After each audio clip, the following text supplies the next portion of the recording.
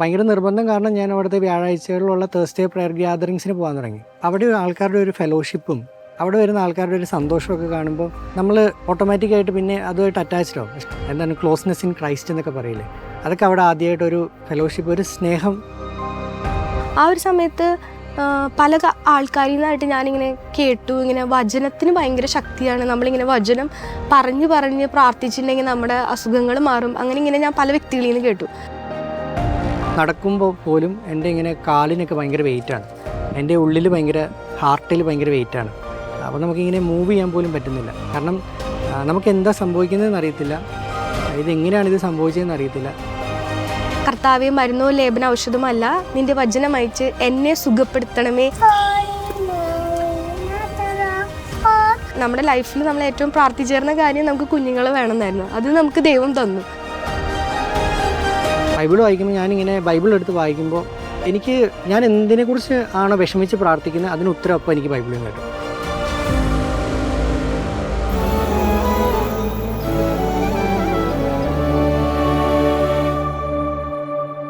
എൻ്റെ പേര് ജിതിൻ മത്തായി. എൻ്റെ സ്വദേശം വയനാടാണ്. ഇത് എൻ്റെ ഭാര്യ ഫ്രിങ്കു.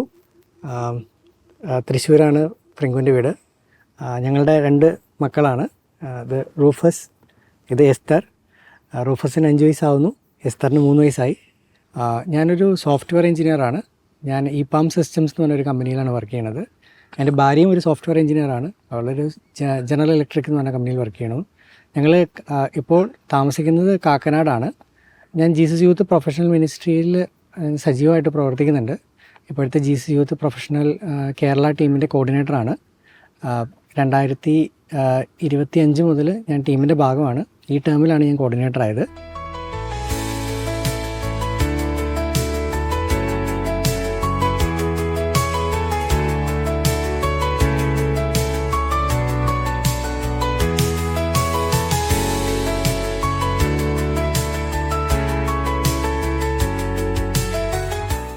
ഞാൻ ഈശോനെ ആദ്യമായിട്ട് കണ്ടുമുട്ടുന്ന അനുഭവം എന്ന് പറയുന്നത് 2011 ഞാൻ എഞ്ചിനീയറിങ്ങിന് ജോയിൻ ചെയ്യുന്നത് കോതമംഗലത്തുള്ള മാർ അത്തനേഷ്യസ് കോളേജിൽ.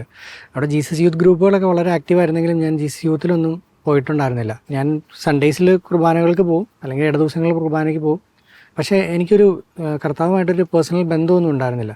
പക്ഷേ ടുവേർഡ്സ് എൻ്റെ എഞ്ചിനീയറിങ് കംപ്ലീറ്റ് ആവാറായപ്പം 2014-2015 ആയ സമയത്ത് എൻ്റെ ഉള്ളിൻ്റെ ഉള്ളിലൊരു സ്ട്രോങ് ആയിട്ടൊരു തോട്ട് വരുന്നുണ്ടായിരുന്നു. എനിക്കൊരു ധ്യാനം കൂടാൻ വേണ്ടി പോകണം, എൻ്റെ ജീവിതത്തിലൊരു ലക്ഷ്യബോധം വേണം, അങ്ങനെയൊക്കെ കുറേ ചിന്തകളൊക്കെ എനിക്ക് വരുന്നുണ്ടായിരുന്നു. അങ്ങനെ ഞാൻ എഞ്ചിനീയറിങ് കഴിഞ്ഞ് പാസ് ഔട്ട് ആയതിനു ശേഷം എനിക്കൊരു ട്രിവാൻഡ്രത്തുള്ളൊരു കമ്പനിയിൽ ജോലി കിട്ടി. അതിനുശേഷം ഞാൻ ആ ഒരു കമ്പനിയിൽ ജോയിൻ ചെയ്യുന്നതിൻ്റെ ഒരു ചെറിയൊരു ഗ്യാപ്പിൽ പാലക്കാട് ഒരു സീനായി ധ്യാന കേന്ദ്രത്തിൽ ഞാനൊരു 5 ദിവസത്തെ ഒരു കരിസ്മാറ്റിക് ധ്യാനത്തിന് പോകുന്നത്. ഞാൻ ആദ്യമായിട്ടാണ് ഇങ്ങനൊരു ധ്യാനം കൂടാൻ വേണ്ടി പോകുന്നത്. ആ സമയത്ത് എനിക്ക് കർത്താവ് ഒരു ആസ് എ പേഴ്സൺ നമ്മുടെ കൂടെ ഉണ്ടെന്ന് ഞാൻ മനസ്സിലാക്കുന്ന ധ്യാനത്തിലായിരുന്നു. അപ്പോൾ എനിക്ക് കുറച്ച് കാര്യങ്ങളൊക്കെ എനിക്ക് തുറവി കിട്ടി. ഞാൻ അതിന് ശേഷം എല്ലാ ദിവസവും കുർബാനയ്ക്ക് പോകാൻ തുടങ്ങി. 2015 നവംബറിലാണ് ഞാൻ ട്രിവാൻഡ്രത്താണ് എനിക്ക് ആദ്യം പ്ലേസ് ചെയ്യുന്നത്, USDയിൽ പ്ലേസ് ചെയ്യണത്. അപ്പോൾ ഞാൻ ട്രിവാൻഡ്രത്ത് എത്തുന്ന എനിക്ക് പുതിയൊരു സ്ഥലമായിരുന്നു. ഞാനവിടെ എത്തിക്കഴിഞ്ഞപ്പം വീണ്ടും ഞാൻ പള്ളിയിൽ എല്ലാ ദിവസവും അവിടെ കഴക്കൂട്ടത്തുള്ളൊരു ലാറ്റിൻ ചർച്ചുണ്ട്, അവിടെ എല്ലാ ദിവസവും ഞാൻ കുർബാനയ്ക്ക് പോകും രാവിലെ. അപ്പോൾ അവിടെ വെച്ചിട്ട് ടെക്നോ പാർക്ക് ജീസസ് യൂത്തിൽ ജോൺസൺ എന്ന് പറഞ്ഞിട്ടൊരു ചേട്ടനുണ്ടായിരുന്നു. ആ ചേട്ടൻ വന്ന് എല്ലാ ദിവസവും ചിരിച്ച് കാണിക്കും. എന്നിട്ട് ലാസ്റ്റ് എന്നെ ഒരു ദിവസം വിളിച്ച് അവിടെ പ്രയർ ഗ്രൂപ്പ് ഉണ്ട് വരണം എന്നൊക്കെ പറഞ്ഞു.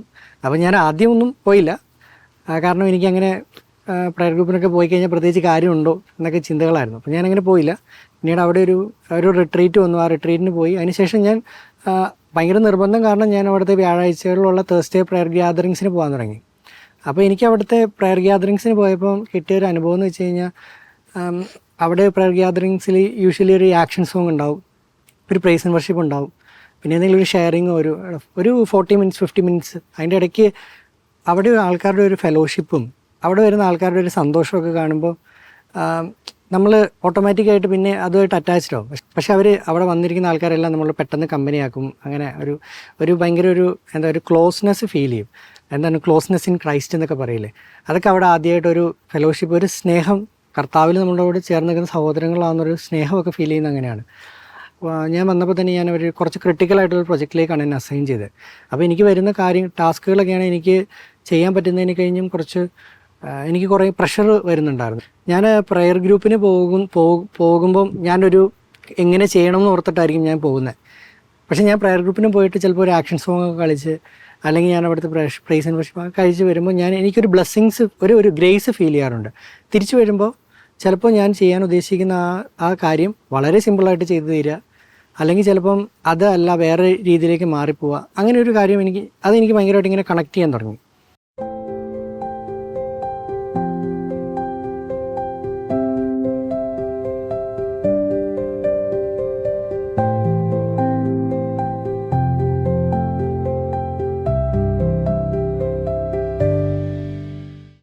പിന്നെ എൻ്റെ ജീവിതത്തിൽ ശരിക്കും പറഞ്ഞാൽ കർത്താവുമായിട്ടൊരു പേഴ്സണൽ എൻകൗണ്ടർ അല്ലെങ്കിൽ എനിക്കൊരു ശക്തമായൊരു ദൈവാനുഭവം കിട്ടിയത് വളരെ പ്രധാനപ്പെട്ട ഒരു പ്രൊജക്റ്റിൻ്റെ ഭാഗമാകുന്നു. അതിൻ്റെ ഭാഗമായിട്ട് എനിക്ക് കുറച്ചധികം ഹാർഡ് വർക്ക് ചെയ്യേണ്ട വരുന്നുണ്ട്. കുറച്ചധികം ഞാൻ എക്സ്റ്റെൻഡ് ചെയ്ത് വർക്ക് ചെയ്യേണ്ടി വരുന്നുണ്ട്. എൻ്റെ ഉറക്കമൊക്കെ കളഞ്ഞ് വർക്ക് ചെയ്യുന്ന സമയങ്ങളൊക്കെ വരുന്നുണ്ട്. അപ്പോൾ ഞാൻ വേറൊരു സ്ഥലത്ത്, ട്രിവാൻഡ്രത്ത് നിന്ന് വേറൊരു സ്ഥലത്തേക്ക് ഞങ്ങൾ വിടുന്നുണ്ട്. ആ സമയത്തൊക്കെ ഞാൻ 2 മണിക്കൂറൊക്കെയാണ് ഞാൻ ഉറങ്ങുന്നത്. അപ്പോൾ ആ ഒരു സമയത്ത് അവിടെ വെച്ചിട്ട് ഞാൻ ചെയ്തൊരു കാര്യത്തിൽ തെറ്റ് സംഭവിക്കണം. അതിൻ്റെ ഒരു ഇമ്പാക്റ്റ് വളരെ വലിയൊരു ഇമ്പാക്റ്റായിരുന്നു.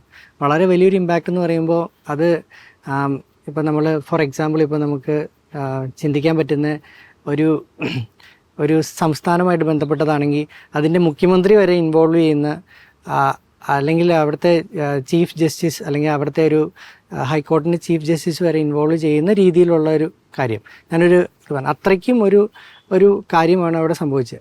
പക്ഷെ അത് ഞാൻ തന്നെയാണ് അത് കണ്ടുപിടിക്കുന്നത്. ഞാൻ ചെയ്ത ഈ കാര്യത്തിലൊരു മിസ്റ്റേക്ക് വന്നിട്ടുണ്ട്. പക്ഷേ ഇത് ആക്ച്വലി കുറേ ആൾക്കാരെ അത് അഫക്റ്റ് ചെയ്യുന്നുണ്ട്. എനിക്ക് മാത്രമേ അത് ഈ സിസ്റ്റം എനിക്ക് മാത്രമേ അറിയത്തുള്ളൂ. ഞാനിത് പറയാതിരുന്ന് കഴിഞ്ഞിട്ടുണ്ടെങ്കിൽ ആരും ഇത് അറിയില്ല. പക്ഷേ എന്താ പറയുക, നമുക്കിപ്പോൾ ഒരു റിസൾട്ട് വന്നു എന്ന് വിചാരിക്കുക. ആ റിസൾട്ടിൽ 1ാം റാങ്ക് കിട്ടേണ്ട ആൾ 100ാം റാങ്ക് ആയിപ്പോയി, 100ാം റാങ്ക് കിട്ടേണ്ട ആൾ 1ാം റാങ്ക് ആയിപ്പോയി.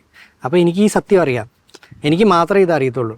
അപ്പം ഞാൻ എൻ്റെ ടീമിലേക്ക് വിളിച്ച് പറഞ്ഞു, ഇങ്ങനൊരു സംഭവം നടന്നിട്ടുണ്ട്, ഇങ്ങനെ തെറ്റിയിട്ടുണ്ട്, അപ്പോൾ തന്നെ അവർ ഇൻഫോം ചെയ്യണം. അപ്പോൾ അത് വലിയ ഇമ്പാക്റ്റാണ് ഉണ്ടാവാൻ പോകുന്നത്. അപ്പോൾ അങ്ങനെ ഞാനങ്ങനെ ഭയങ്കര ഒരു പ്രഷർ പോയിന്റിൽ ഇങ്ങനെ കടന്നു പോയിക്കൊണ്ടിരിക്കുകയായിരുന്നു. ഞാൻ ആ സമയത്ത് ഞാനിങ്ങനെ ആലോചിക്കുന്നതെന്ന് വെച്ചാൽ, ഞാൻ ആ സമയത്ത് ഞാൻ നടക്കുമ്പോൾ പോലും എൻ്റെ ഇങ്ങനെ കാലിനൊക്കെ ഭയങ്കര വെയിറ്റാണ്, എൻ്റെ ഉള്ളിൽ ഹാർട്ടിൽ ഭയങ്കര വെയിറ്റാണ്. അപ്പോൾ നമുക്കിങ്ങനെ മൂവ് ചെയ്യാൻ പോലും പറ്റുന്നില്ല. കാരണം നമുക്ക് എന്താ സംഭവിക്കുന്നതെന്ന് അറിയത്തില്ല, ഇതെങ്ങനെയാണ് ഇത് സംഭവിച്ചതെന്ന് അറിയത്തില്ല. അപ്പോൾ നമ്മളിങ്ങനെ പ്രത്യേകിച്ച് ഒന്നും ചെയ്യാൻ പറ്റാത്ത അപ്പം നമ്മുടെയൊക്കെ ഫ്രണ്ട്സൊക്കെ ഉണ്ട്. അപ്പോൾ അവരൊക്കെ ഇങ്ങനെ നമ്മളെ നോക്കും. അവർക്ക് നമ്മളോടൊന്നും പറയേണ്ടതെന്ന് അറിയില്ല. കാരണം മേ ബി ഒരു വർഷം എക്സ്പീരിയൻസ് ഉള്ള ഒരാൾ കടന്നു പോകുന്നതിനെ കഴിഞ്ഞും വളരെ ഹ്യൂജ് ആയിട്ടുള്ളൊരു പ്രഷർ പോയിന്റിൽ കൂടെ ആയിരുന്നു ഞാൻ കടന്നു പോയിക്കൊണ്ടിരുന്നത്. അപ്പം ശരിക്കും പറഞ്ഞാൽ ആ സമയത്തായിരുന്നു ജീസസ് യൂത്ത് എൻ്റെ കൂടെ വരുന്നത്. അപ്പോൾ ഞാൻ ഈ പറഞ്ഞ എൻ്റെ ജോൺസൺ എന്ന് പറഞ്ഞ ചേട്ടനൊക്കെ ഞങ്ങൾ ഒരേ ടീമിലായിരുന്നു വർക്ക് ചെയ്തുകൊണ്ടിരുന്നത്. അപ്പോൾ ആൾ എനിക്ക് ഭയങ്കര ഒരു സപ്പോർട്ടായിരുന്നു. അപ്പോൾ അങ്ങനെയൊക്കെ ഇരിക്കുമ്പോൾ ജീസസ് യൂത്ത് തന്നെ ഓർഗനൈസ് ചെയ്യുന്ന ഒരു സ്റ്റുവേർഡ്സ് ഓഫ് ഗ്രേസ് എന്ന് പറയുന്ന ഒരു ലീഡർഷിപ്പ് പ്രോഗ്രാം നടക്കുന്നുണ്ട് കോട്ടയത്ത് വെച്ച്. അപ്പോൾ ഇവരെല്ലാവരും കൂടെ എന്നെ നിർബന്ധിച്ച് കോട്ടയത്തേക്ക് വാ, നമുക്കത് കൂടാമെന്ന് പറയണം. അതൊരു സാറ്റർഡേ സൺഡേ ആയിട്ടാണ് നടക്കുന്നത്. അപ്പം സൺഡേ ആക്ച്വലി ഞാൻ ചെയ്ത ഈ എസ്കലേഷൻ ആക്ച്വലി വലിയൊരു റെസ്പോൺസ് വരാൻ പോവാണ്. അതായത് ഈ പറയുന്ന നമ്മുടെ ഈ കസ്റ്റമർ എന്ന് പറയുന്ന അവർ ചിലപ്പോൾ ഈ വലിയൊരു ഡീല് തന്നെ വേണ്ടാന്ന് വെക്കും. ഡീലെന്നൊക്കെ പറയുമ്പോൾ മേ ബി ക്രോർസ് അത്രയും ഇതുള്ളതാണ്. നമ്മളതിൻ്റെ നമ്മൾ കാരണമാണത് പോകുന്നതെന്നൊക്കെ പറയുമ്പോൾ നമുക്ക് ആ കരിയറിലുണ്ടാകുന്ന ഇമ്പാക്റ്റ് എന്താണെന്നറിയില്ല.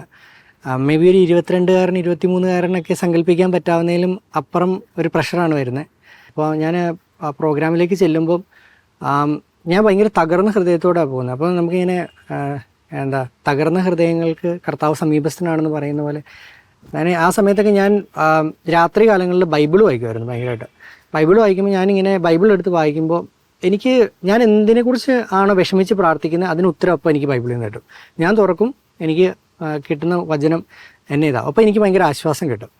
ഒരു 10 മിനിറ്റ് കഴിയുമ്പോൾ വീണ്ടും ഞാൻ തന്നെ ആകുലപ്പെടും.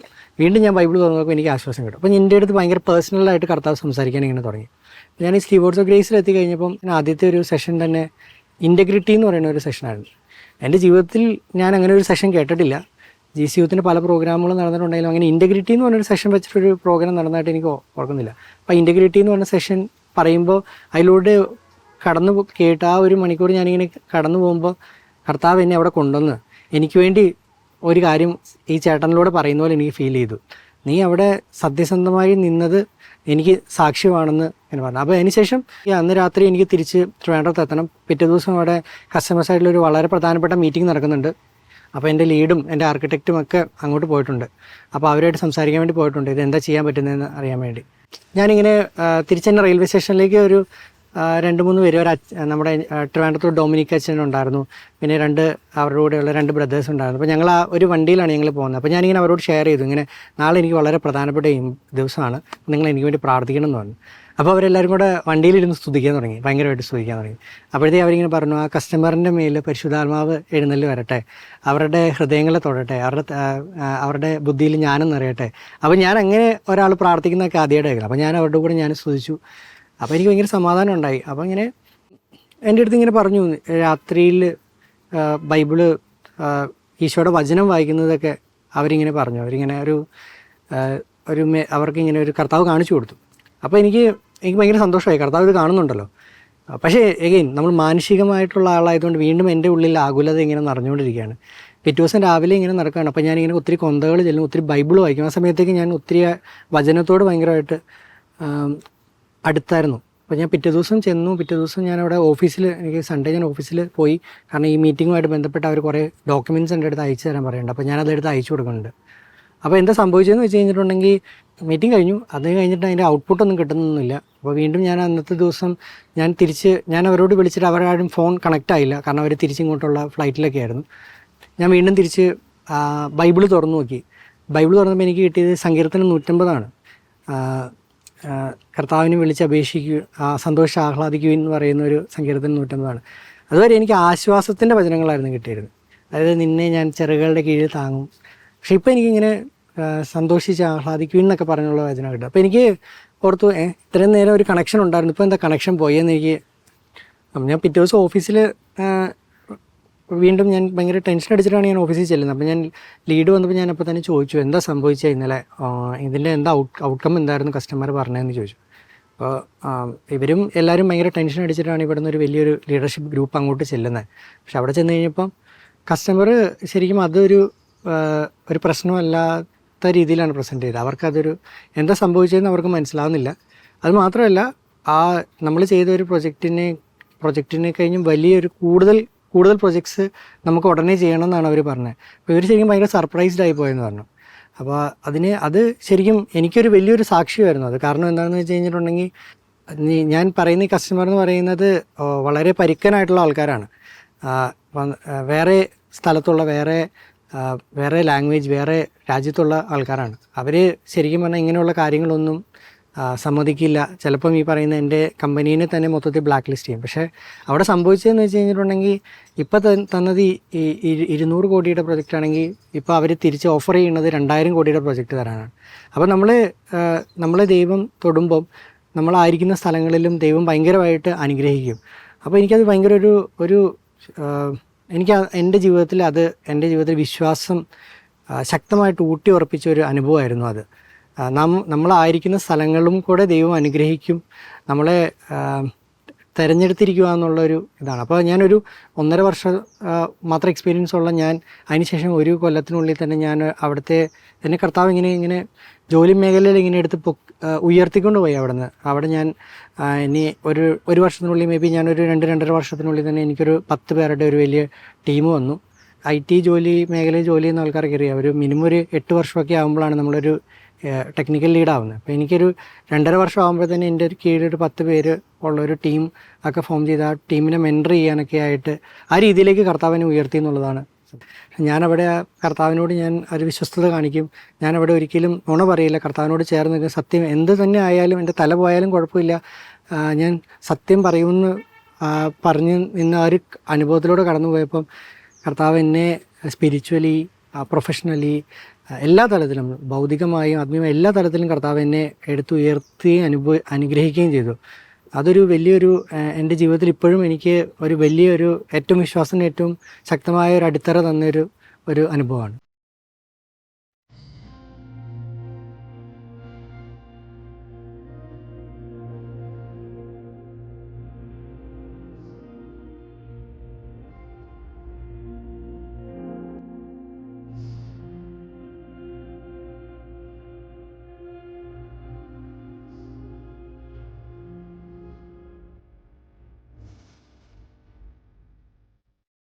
എന്നെ സംബന്ധിച്ചിടത്തോളം പറയുകയാണെങ്കിൽ എനിക്കെപ്പോഴും എൻ്റെ കൂടെ ഉണ്ടായിരുന്ന കുറേ വ്യക്തികളിൽ നിന്നുള്ള ഒരു അനുഭവമാണ് എന്നെ ഈശോയിലേക്ക് വളർത്തിയിട്ടുള്ളത്. ഞാൻ കുഞ്ഞായിരുന്നപ്പോൾ എൻ്റെ അപ്പയുടെ അമ്മ ഒരുപാട് പ്രാർത്ഥിക്കുന്ന ഒരു വ്യക്തിയായിരുന്നു. എല്ലാ ദിവസവും രാവിലെ കുർബാനയ്ക്ക് പോയായിരുന്നു. ആള് അമ്മച്ചി എന്നാണ് ഞാൻ വിളിക്കാറ്. അപ്പം അമ്മച്ചിയാണെങ്കിൽ ഒരു റിട്ടയർഡ് ടീച്ചറായിരുന്നു. എന്നിട്ട് പോലും അന്നത്തെ കാലഘട്ടത്തിലും ഇങ്ങനെ സ്വയം ജോലി ഉണ്ടായിരുന്നിട്ട് പോലും എല്ലാം ദൈവത്തിൽ നിന്നാണ്, അങ്ങനെ ഒരു കോൺസെപ്റ്റ് ഞങ്ങൾ എല്ലാ പേരക്കുട്ടികൾക്കും തരാനായിട്ട് അമ്മച്ചിക്ക് പറ്റിയിട്ടുണ്ട്.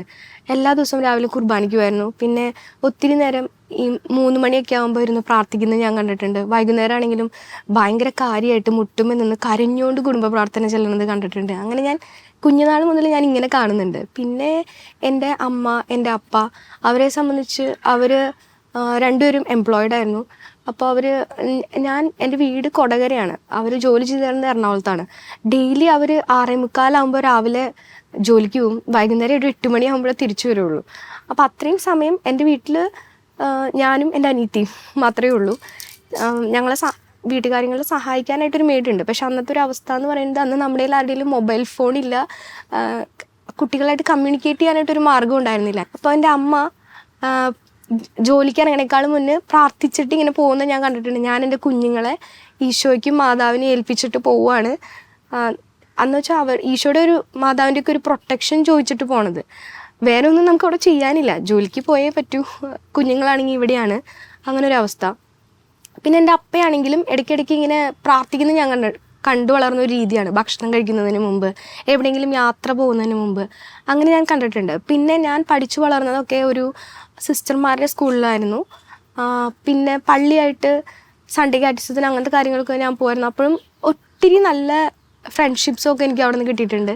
ഇപ്പം ഞാൻ എന്തെങ്കിലും തെറ്റുകളിലേക്ക് പോവുകയാണെങ്കിൽ തന്നെയും ആരെങ്കിലും ഒരാൾ വഴി പെട്ടെന്ന് ഈശോയിലേക്ക് തിരിച്ചു വരാൻ എനിക്ക് എങ്ങനെയെങ്കിലും ഒരു സാഹചര്യം അങ്ങനെ ഉണ്ടായി വരുന്നത് ഞാൻ പലപ്പോഴും ശ്രദ്ധിച്ചിട്ടുണ്ട്. പല വ്യക്തികളായിട്ടായിരിക്കും. അങ്ങനെ കുറേ വ്യക്തികളിലൂടെയാണ് എനിക്ക് ഈശോയിലേക്ക് ഒരു അനുഭവം വന്നത്. അപ്പോൾ ചെറുപ്പം മുതലേ എനിക്ക് ഇവരെല്ലാവരും ഇങ്ങനെ ഭയങ്കരമായിട്ടൊരു വിശ്വാസം ഈശോയിൽ ഇങ്ങനെ അർപ്പിച്ച് ജീവിക്കുന്നത് എന്നെ ഭയങ്കരമായിട്ട് അത് ഇൻഫ്ലുവൻസ് ചെയ്തിട്ടുണ്ട്. പിന്നെ ഞാൻ കല്യാണം കഴിഞ്ഞപ്പോൾ ഞാനാണെങ്കിൽ ജീസസ് യൂത്തിൽ ഭയങ്കര ആക്റ്റീവാണ്. അപ്പോഴും ഈശോയുമായി ചേർന്ന് നിൽക്കുന്ന ഒരു വ്യക്തി. അങ്ങനെ എന്നെ എപ്പോഴും ഞാൻ എവിടെയെങ്കിലുമൊക്കെ തെറ്റിപ്പോയിട്ടുണ്ടെങ്കിൽ തിരിച്ചിങ്ങനെ ഈശോയിലേക്ക് പല വ്യക്തികളിലൂടെ അടുപ്പിച്ചു കൊണ്ട് വരുന്നുണ്ട്. അങ്ങനെ ജിന്ദാണ്ട് വഴിയാണ് എനിക്ക് ജീസസ് യൂത്തിനോടുള്ള ഒരു ബന്ധമുള്ളത്.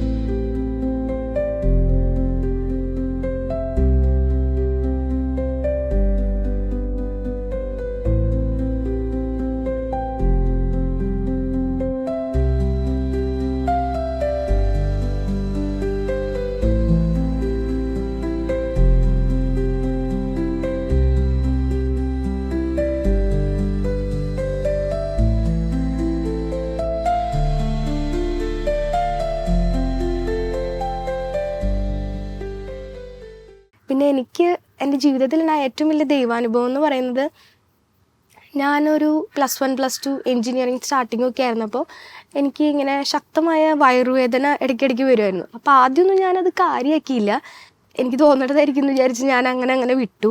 പക്ഷെ ഞാൻ എൻജിനീയറിങ് ഫസ്റ്റ് ഇയർ ആയപ്പോൾ പിന്നീട് ഡയഗ്നോസ് ചെയ്തു. എനിക്കെന്തോ കുറച്ച് ഗൈനക്കോളജിക്കൽ ട്രബിൾസ് ഉണ്ടായിരുന്നു. എനിക്കൊരു ആമിനോറിയ എന്ന് പറഞ്ഞിട്ടൊരു കണ്ടീഷനാണ് ഉണ്ടായിരുന്നത്. പിന്നെ എൻ്റെ ലെഫ്റ്റ് ഓവറിയിൽ എപ്പോഴും റിക്കറിങ് ആയിട്ട് സിസ്റ്റ് വന്നുകൊണ്ടിരിക്കും. അങ്ങനെ മൾട്ടിപ്പിൾ സർജറീസ് കഴിഞ്ഞു. അപ്പോൾ അന്നത്തെ ആ കാലഘട്ടത്തിൽ ഗൈനക്കോളജിക്കൽ ട്രബിൾ എല്ലാവരും ഇന്നത്തെ പോലെ അങ്ങനെ PCOD അങ്ങനെ ഇതൊന്നും ഒരു കോമൺ ആയിട്ടുള്ളൊരു കാലഘട്ടം ആയിരുന്നില്ല അത്. അപ്പോൾ ആ ഒരു സമയത്ത് ഞാൻ +2 എൻജിനീയറിങ്ങിനൊക്കെ പഠിക്കുമ്പോൾ എല്ലാവരും ഇതൊരു നമ്മുടെ സമൂഹത്തിൽ കേൾക്കാത്തൊരു കാര്യം, അപ്പോൾ എന്തോ ഒരു വലിയ പ്രശ്നമാണെന്നാണ് എല്ലാവരും ചിന്തിച്ചുകൊണ്ടിരുന്നത്. അപ്പോൾ ഞാനും വിചാരിച്ചു എൻ്റെ ലൈഫ് ഭയങ്കര ബുദ്ധിമുട്ടായിരിക്കും, ഇനി എനിക്കൊരു മാരീഡ് ലൈഫ് അങ്ങനെയൊന്നും ഉണ്ടാവില്ലായിരിക്കും. ഞാനും അന്ന് ഒത്തിരി ടെൻഷൻ അനുഭവിച്ചായിരുന്നു. ഇനി നമ്മൾ ഡോക്ടർമാരെ കാണുമ്പോഴാണെങ്കിലും ശരിയാക്കാം അങ്ങനെയൊക്കെയാണ് പറഞ്ഞുകൊണ്ടിരുന്നത്. ഒന്നും അങ്ങനെ ഉറപ്പൊന്നും പറഞ്ഞിട്ടുണ്ടായിരുന്നില്ല ആരും ശരിയാവുമെന്ന്. പക്ഷേ അപ്പോൾ എൻ്റെ ലൈഫിൽ ഞാനിങ്ങനെ പെട്ടെന്ന് ഇങ്ങനെ ഈ പണ്ട് നമ്മൾ ചെറുപ്പത്തിൽ നടന്ന ഈ വ്യക്തികളിലൂടെ കണ്ട ആ ഒരു ഈശോനെ അത് ഞാനിങ്ങനെ ആലോചിക്കുകയായിരുന്നു. ആ ഒരു സമയത്ത് പല ആൾക്കാരിൽ നിന്നായിട്ട് ഞാനിങ്ങനെ കേട്ടു, ഇങ്ങനെ വചനത്തിന് ഭയങ്കര ശക്തിയാണ്, നമ്മളിങ്ങനെ വചനം പറഞ്ഞ് പറഞ്ഞ് പ്രാർത്ഥിച്ചിട്ടുണ്ടെങ്കിൽ നമ്മുടെ അസുഖങ്ങൾ മാറും, അങ്ങനെ ഇങ്ങനെ ഞാൻ പല വ്യക്തികളിൽ നിന്ന് കേട്ടു. അങ്ങനെ ജ്ഞാനത്തിൻ്റെ പുസ്തകത്തിലുള്ളൊരു വചനം ഉണ്ടല്ലോ, അത് ഞാൻ ചെറുതായിട്ട് എനിക്ക് വേണ്ടി കസ്റ്റമൈസ് ചെയ്ത് ഞാൻ ചെറുതായിട്ട് മാറ്റി, കർത്താവെ മരുന്നോ ലേപന ഔഷധമല്ല, നിന്റെ വചനം അയച്ച് എന്നെ സുഖപ്പെടുത്തണമേ. അങ്ങനെ ഞാനിങ്ങനെ നടന്നുകൊണ്ട് പോകുന്ന വഴിയിലും എപ്പോഴെങ്കിലുമൊക്കെ എനിക്ക് ഓർമ്മ വരുമ്പോൾ, എപ്പോഴെങ്കിലുമൊക്കെ എനിക്കൊരു പേടി തോന്നുമ്പോൾ ഞാൻ ഈ വചനം ഇങ്ങനെ ആവർത്തിച്ച് പറഞ്ഞു. അങ്ങനെ എനിക്ക് ശരിക്കും പറഞ്ഞാൽ ഒരു മാരേജ് പ്രപ്പോസലൊക്കെ അങ്ങനെ എന്തെങ്കിലും വരുമ്പോഴേക്കും എനിക്ക് ഭയങ്കര പേടിയായിരുന്നു ആരെങ്കിലും, കാരണം ഇങ്ങനത്തെ ഒരു ഹിസ്റ്ററി ഉണ്ട്. അപ്പോൾ ആൾക്കാരെങ്ങനെയായിരിക്കും അത് അക്സെപ്റ്റ് ചെയ്യാൻ പറ്റുമോ അങ്ങനെയൊന്നും എനിക്കറിയില്ലായിരുന്നു. പക്ഷേ ജിൻചാട്ടന് അതൊന്നും ഒരു പ്രശ്നം ഉണ്ടായിരുന്നില്ല. അത് മാത്രമല്ല, എനിക്ക് ഭയങ്കര അത്ഭുതമായിട്ട് തോന്നിയത് എൻ്റെ ഫസ്റ്റത്തെ പ്രഗ്നൻസിയിൽ റൂഫസിൻ്റെ കാര്യത്തിന് ചെറുതായിട്ടൊരു മെഡിക്കൽ സപ്പോർട്ട് ഞങ്ങൾക്ക് വേണ്ടി വന്നു. പക്ഷേ ഭയങ്കര ഹോർമോണൽ ഇംബാലൻസ് ഉള്ള ഒരു വ്യക്തിയാണ് ഞാൻ. പക്ഷെ ഞാൻ ആ ത്രൂ ഔട്ട് പ്രഗ്നൻസി എനിക്ക് യാതൊരുവിധ കോംപ്ലിക്കേഷൻ ഉണ്ടായിട്ടില്ല. ഭയങ്കര നോർമൽ ഡെലിവറി ആയിരുന്നു. എൻ്റെ 2 കുഞ്ഞുങ്ങളും ഭയങ്കര നോർമൽ ഡെലിവറി ആയിരുന്നു. അപ്പോൾ എനിക്ക് ശരിക്കും അതൊരു ഭയങ്കര അത്ഭുതമായിരുന്നു. ഇപ്പോഴും ഞാൻ ആ മെഡിക്കൽ കണ്ടീഷനിൽ നിന്ന് ക്യൂർഡ് അല്ല, ഇപ്പോഴും ഞാൻ അതുപോലെ തന്നെയാണ് പോയിക്കൊണ്ടിരിക്കുന്നത്. പക്ഷേ എന്താ പറയുക, നമ്മുടെ ലൈഫിൽ നമ്മൾ ഏറ്റവും പ്രാർത്ഥിച്ചേർന്ന കാര്യം നമുക്ക് കുഞ്ഞുങ്ങൾ വേണമെന്നായിരുന്നു. അത് നമുക്ക് ദൈവം തന്നു. അപ്പോൾ ഇതാണ് എൻ്റെ ലൈഫിലെ ഏറ്റവും വലിയ ഒരു ദൈവത്തിന് എനിക്ക് ഭയങ്കരമായി ഉണ്ടായ ഒരു എക്സ്പീരിയൻസ്. എനിക്ക് പലപ്പോഴും തോന്നിയിട്ടുള്ളത്, നമ്മളെന്തെങ്കിലും ഈ പ്രശ്നങ്ങളിലൂടെ കടന്നു പോവുകയാണെങ്കിൽ നമ്മൾ ദൈവത്തിനോട് ചേർന്ന് നിന്നൊരു തീരുമാനം എടുക്കുക. പിന്നെ അത് മറ്റുള്ളവരോട് പറയുന്നതിൽ നമ്മളങ്ങനെ മടിക്കേണ്ട ആവശ്യമൊന്നുമില്ല. ചിലപ്പോൾ നമ്മളെ ദൈവം പരീക്ഷിക്കുകയായിരിക്കും, നമ്മളെങ്ങനെയാണ് ഈ കാര്യം കൈകാര്യം ചെയ്യാൻ പോണേ എന്നുള്ളത്. അപ്പോൾ അങ്ങനെ പ്രാർത്ഥിച്ച് മുന്നോട്ട് പോവുക. പിന്നെ എൻ്റെ ഒരു പേഴ്സണൽ കാര്യം എന്ന് പറയുകയാണെങ്കിൽ, ഞാൻ എപ്പോഴും ആ വചനം, ഇപ്പോഴും ഞാൻ പറഞ്ഞല്ലോ, ഞാൻ ഇപ്പോഴും എൻ്റെ മെഡിക്കൽ കണ്ടീഷനൊന്നും ക്യൂർഡ് ആയിട്ടില്ല. പക്ഷേ എനിക്കതൊരു ഭയങ്കര അത്ഭുതമായിട്ടാണ് ഈ എൻ്റെ 2 കുട്ടികളും ആ ഒരു ഡെലിവറി ടൈം അതൊക്കെ തോന്നുന്നത്. അങ്ങനെയാണ് ഞാൻ ഈശോയിലേക്ക് എനിക്ക് ഭയങ്കര ആയിട്ടൊരു ആഴത്തിലുള്ളൊരു വിശ്വാസത്തിലേക്ക് വന്നത്.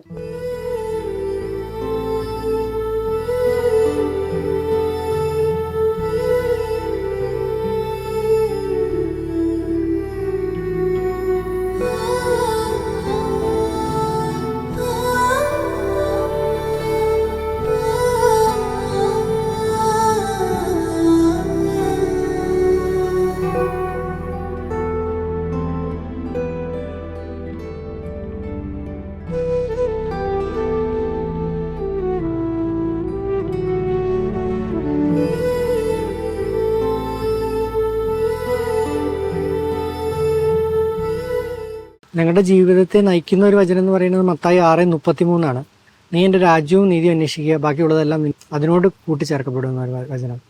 കർത്താവിനോട് എപ്പോഴും ചേർന്ന് നിൽക്കുമ്പോൾ കർത്താവ് എല്ലാ കാര്യങ്ങളും, എല്ലാ ഭൗതികമായ ആവശ്യങ്ങളും ആത്മീയ ആവശ്യങ്ങളൊക്കെ നിറവേറ്റി തരുന്നതായിട്ട് എനിക്ക് ഫീൽ ചെയ്യാറുണ്ട്. എന്നെ അത് കർത്താവ് രൂപപ്പെടുത്തിയതിനെക്കുറിച്ച് ചിന്തിക്കുമ്പോൾ തന്നെ ആശ്ചര്യപ്പെട്ടു പോകാറുണ്ട്. ഞാൻ ജനിച്ചത് ഒരു 5 മക്കളുള്ള എൻ്റെ കുടുംബത്തിലെ ഏറ്റവും ഇളയ ആളായിട്ടാണ്. എൻ്റെ അപ്പനും അമ്മയ്ക്കും ഏറ്റവും ഇളയ ആൺകുട്ടിയായിട്ടാണ് ജനിച്ചത്. എനിക്ക് 3 പെങ്ങന്മാരും ജ്യേഷ്ഠനും ഉണ്ടായിരുന്നു. എൻ്റെ ഫാമിലിയിൽ ഒരു സ്ട്രോങ് പ്രെയർ കൾച്ചർ എനിക്ക് കിട്ടിയിട്ടുണ്ട്. ദിവസവും കുടുംബ പ്രാർത്ഥനയ്ക്ക് പോകുന്നതും അല്ലെങ്കിൽ മുടങ്ങാതെ ദിവ്യബലി അർപ്പിക്കുന്നതൊക്കെ ഒരു ഇത് ഞാൻ എൻ്റെ വീട്ടിൽ വെച്ച് തന്നെ കണ്ടിട്ടുണ്ട്. അപ്പോൾ അത് എന്നെ ഇൻഫ്ലുവൻസ് ചെയ്തിട്ടുണ്ട്. പിന്നീട് ഞാൻ പ്രൊഫഷണൽ ലൈഫിലേക്ക് വരുമ്പോൾ, ജിസ് യൂത്തിലേക്ക് വരുമ്പോഴൊക്കെ ആണെങ്കിലും, ജിസ് യൂത്തിൻ്റെ പല റോളുകളിലേക്കൊക്കെ ഞാൻ എന്നോട് ചോദിക്കുമ്പോൾ ഞാൻ പറയുമ്പോഴൊക്കെ ഞാൻ പലരും ചിന്തിക്കുന്നത് ഇതായിരിക്കും, എന്തിന് ഇത് സമയം നമ്മൾ ഇതിനു വേണ്ടി ഒരു മിനിസ്ട്രിങ്ങിന് വേണ്ടി സമയം എന്തിനിങ്ങനെ നമ്മൾ കളയുന്നു, നമ്മുടെ കുറേ കൂടെ നമ്മുടെ ക്വാളിറ്റി ടൈം നമുക്ക് വേണമെങ്കിൽ കരിയർ നന്നാക്കാൻ അല്ലെങ്കിൽ പല കാര്യങ്ങൾക്ക് വേണ്ടി ചിലവഴിച്ചുകൂടെ.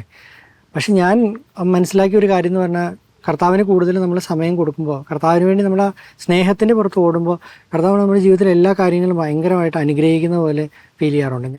ഞങ്ങൾ എന്തെങ്കിലും ഒരു ക്രൈസിസ്, ഒരു സഫറിങ്ങിലേക്ക് കടന്നു പോകുമ്പോൾ പോലും എപ്പോഴും കർത്താവിനെ മുറുകെ പിടിക്കാനൊരു ധൈര്യവും ശക്തിയും തരുന്ന ഈ വചനമാണ്, നീ എൻ്റെ രാജ്യവും നീതി അന്വേഷിക്കുക, ബാക്കിയുള്ളതെല്ലാം നിന്നോട് കൂട്ടിച്ചേർക്കപ്പെടും.